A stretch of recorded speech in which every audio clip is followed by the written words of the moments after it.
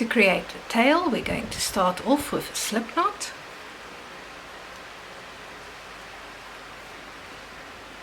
We will then chain 2, 1, 2, and in the second chain from the hook we are going to make 6 single crochets.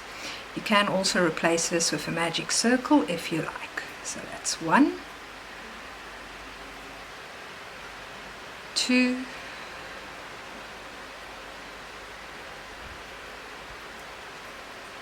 3, 4, 5, and 6, which brings us to the end of round 1 of the tail.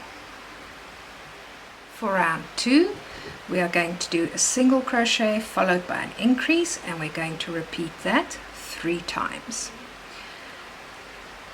So the first stitch gets a single crochet, second stitch gets an increase, third stitch gets a single crochet, fourth stitch gets an increase,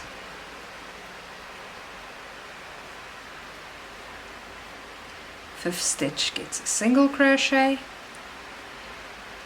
and stitch number 6 gets an increase.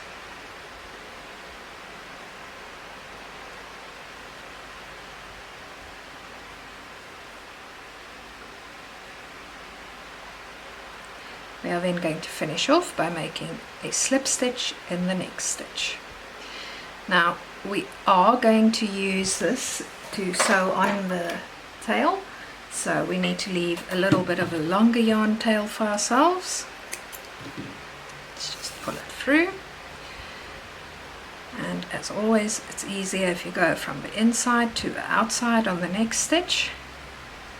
Hook your yarn and just pull it through so that the yarn tail is on the inside. That will make your sewing more neat and even. And that's the tail. Next we're going to be pinning the tail into place and then sewing it on with invisible stitches.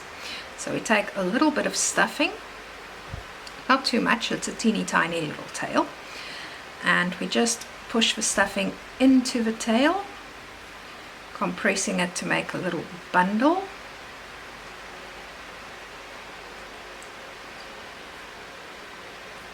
I'm going to turn our bear over, and you're going to place your tail over that knot that you created when you made the belly button. Just make sure that you've got your tail centralized between your legs, and then use 2 pins to hold it in place.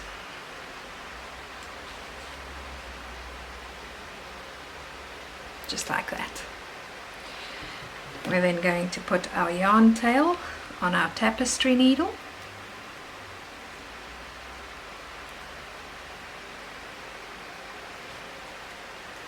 and we're going to use invisible stitches to sew the tail to the body, just as we used for the ears and the muzzle. So that means every time we work through the body, we make sure that our needle enters and exits underneath the tail itself, and we pull our tail tight each time. So I take the pins out once I've caught the tail, but I do keep my thumb on it to keep it in place. You can of course leave the pins in a bit longer to help you if you're not used to sewing yet.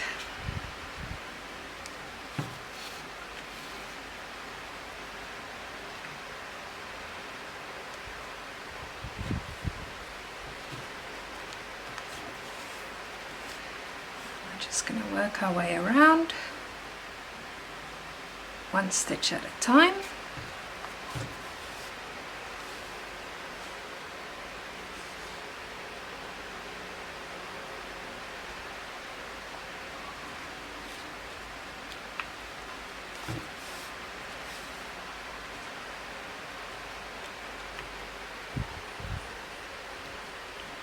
almost to the end now.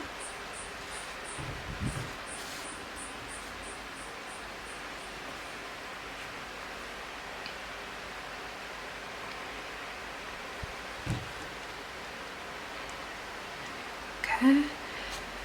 You can go all the way around with your stitches a second time if you want to make sure that it's on very securely.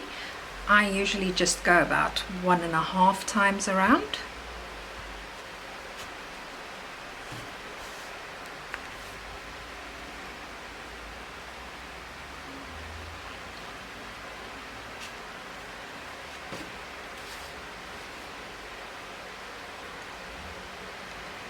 And once you're happy, you just let your needle exit at any random spot.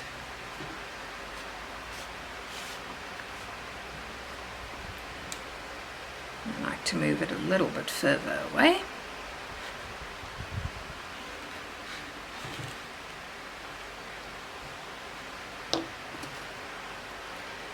And we can just snip it off.